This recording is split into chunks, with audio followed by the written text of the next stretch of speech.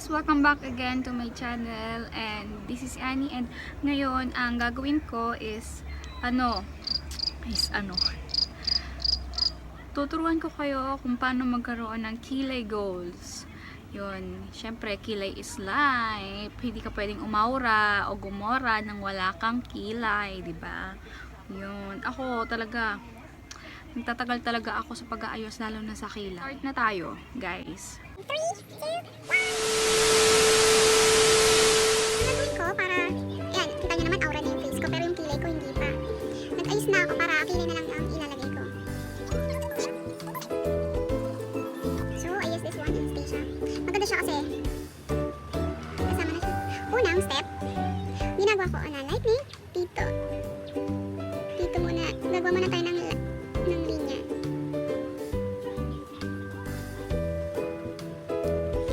Lalayin muna natin yung sa baba. Sa baba muna, and then dito sa taas.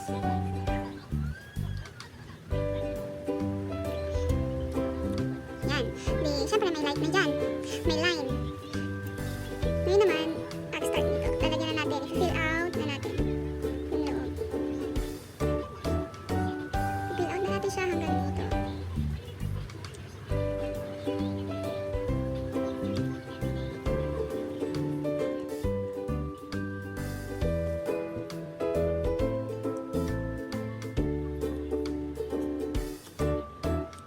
Hanggang dito lang siya.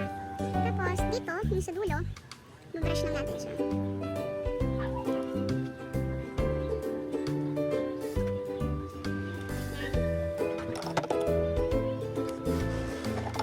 Tapos, lagyan natin ng concealer. Concealer din sa taas. Maganda lalagyan ng concealer para mas makita yung details o yung line. Yung line ng ating kilay. So, gagamit ako ng brush para hindi masyadong oh my God.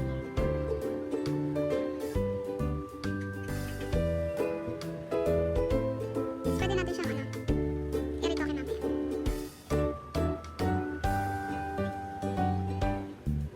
Diba? Pag may concealer, kitang-kita yung guhit ng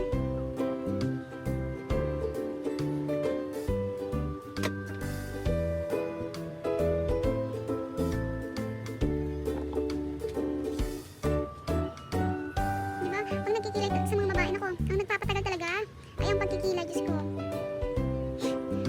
Sobra, pagkilay talaga ang usapan, yan tayo nagkakatagalan. Yan guys.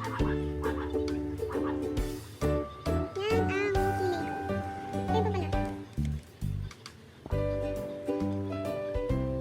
Oh my God.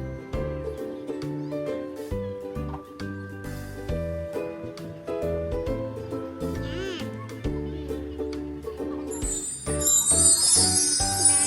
Kilay. Pak. O, dito yung kabilang kilay. Wala. Wala. O.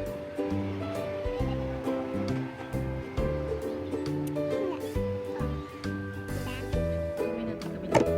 1 hour later. At ito na nga guys, tapos na tayo sa ating kilay goals. Kung paano pagawin ang ating mga kilay, at paano natin paartihin at pagandahin ang ating mga kilay. At ito talagang kilay ang pinaka maarte sa lahat at pinaka mahirap gawin. Diba mga girls? Ito ang napakahirap gawin. Dito tayo lagi nagtatagal sa kilay. Sa kilay. Yan, yung mga juicy kilay na yan.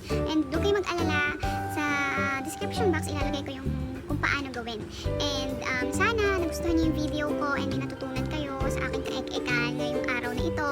And kung meron kayong any suggestion or comment, and meron kayong request na content, or basta mag-suggest lang kayo, willing ako and accepted ako sa mga ganyang mga payo and advice kung anong pwede nating ilagay sa aking vlog. And tawag to?